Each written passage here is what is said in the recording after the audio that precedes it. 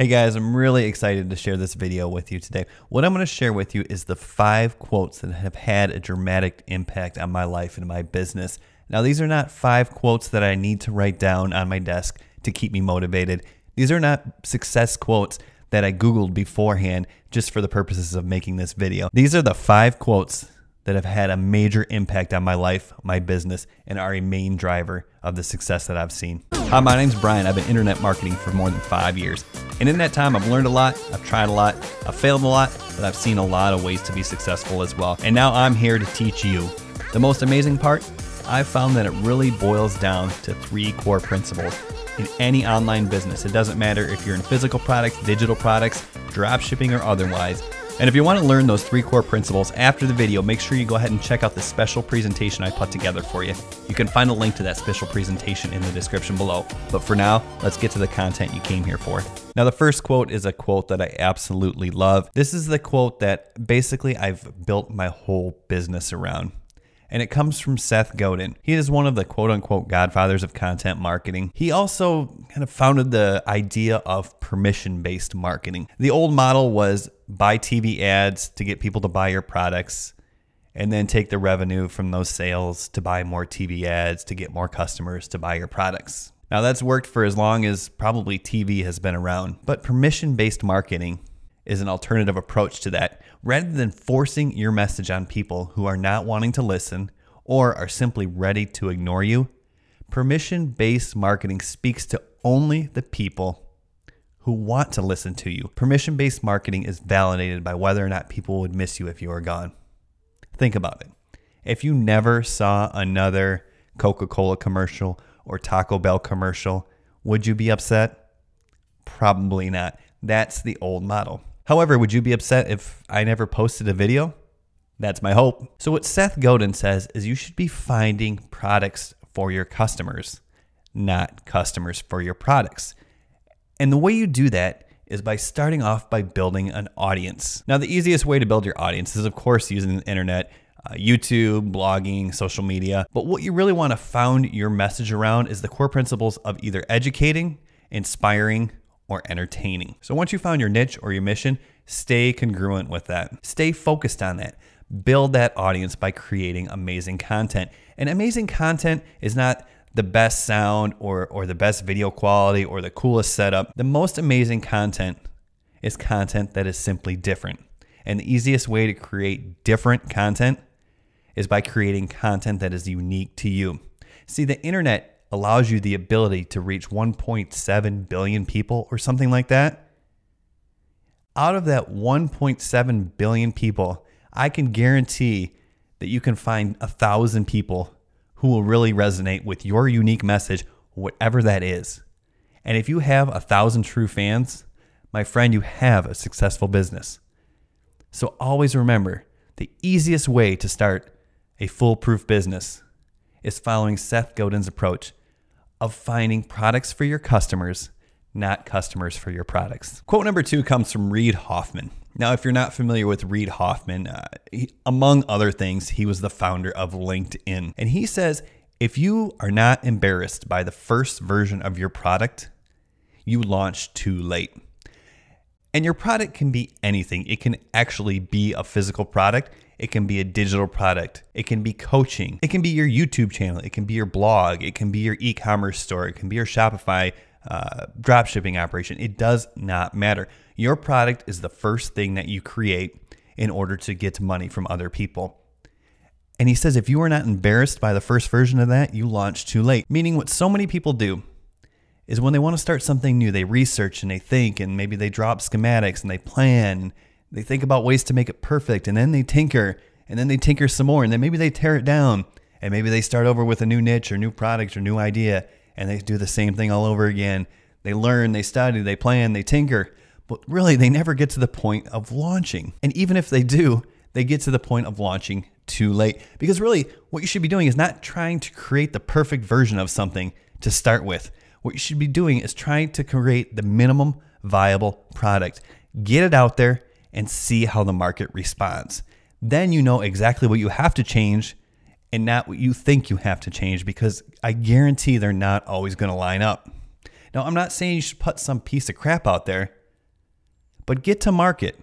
Launch your store, launch your book, launch your course, start your YouTube channel, start your blog, whatever it is you're doing, whatever it is that's going to be your product, get it out there and see how the market responds. See, I often say the difference between a successful entrepreneur and a failed entrepreneur is not somebody who's smarter or better at predicting trends. A successful entrepreneur looks at what happens and adjusts, and a failed entrepreneur does something that they think is perfect and then gives up when it doesn't work. It's that simple. Now, quote number 3 on my favorite quote list has been attributed to countless hundreds of experts or gurus, and it's been documented in many forms. My version goes something like this: most people drastically overestimate what they can accomplish in a week, yet drastically underestimate what they can accomplish in a year.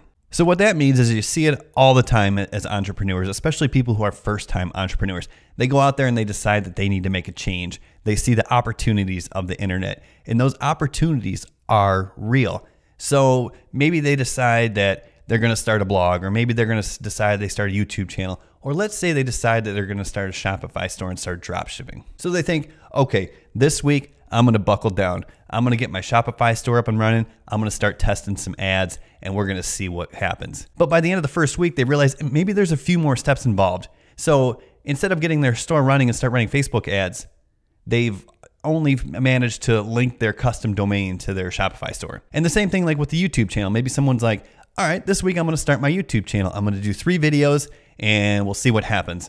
And so they really buckle down. This is going to be the week they do it, and they get ready to start their YouTube channel.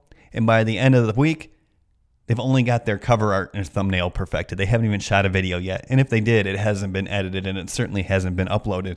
And at that point, frustration sets in and they give up. But let's just say, for instance, rather than quitting, okay, I'm going to start a YouTube channel, or I am going to start an e-commerce store, and I'm going to get as much as I can done this week.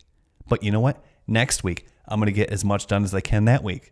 And then I'm going to stick with it. And the following week, I'm going to get as much done as I can. I'm going to create a consistent effort. I'm not going to stress out, but I'm going to continue on for a year. Do that. Do anything. Do everything for a year, and you'll be amazed at the results. My YouTube channel right here, 40,000 subscribers or so. I think we're at 13 months old. Okay, this is my first YouTube channel. Yeah, I've been an internet marketer for 5 years, but this is my first go at YouTube. 1 year, consistent effort, 45,000 people, 43,000 people. One of the main keys to success is just do something every day. It doesn't have to be for 2 hours every day. Just put effort towards one thing for at least 10 minutes every single day. And when you have more time, spend more time. But don't go a day without doing something to further that vision or that project. Now, another quote that has absolutely stuck with me and been a major driver to the success of my business. Unfortunately, I cannot remember who said this. And while I would love to absolutely credit whoever introduced me to this philosophy, it doesn't appear that this quote has been documented in writing. A Google search has provided no results, and I don't remember where I heard it. But once again, these are not quotes that I searched or I write on my desk. These are quotes that are burned into my brain, as I mentioned. So I want to share this quote with you. If you know who said this first, or if you are the person who gave me this quote, I appreciate it. And please, if you have that answer, leave it in the comments below. I'd love to know. But basically, the key to success is learning to race towards failure. You know, I talked about this briefly with quote number 2, Reid Hoffman. Well, that's the other side of this. Focus on racing towards failure. Okay, get something out there. If it doesn't work, try again. At least you know it doesn't work. See, the worst thing you can do is hold on to an idea for years without testing it, because you may be holding on to a failure. Now, how terrible would that be? The best thing to do is take that idea and see if it's viable. I'm not telling you to blow all your money, but get out there and test it in an affordable, practical way and just see if it works. And if it doesn't, fine, find a new idea, move on to something else. Do you think what I do now was my first vision of success online? Absolutely not.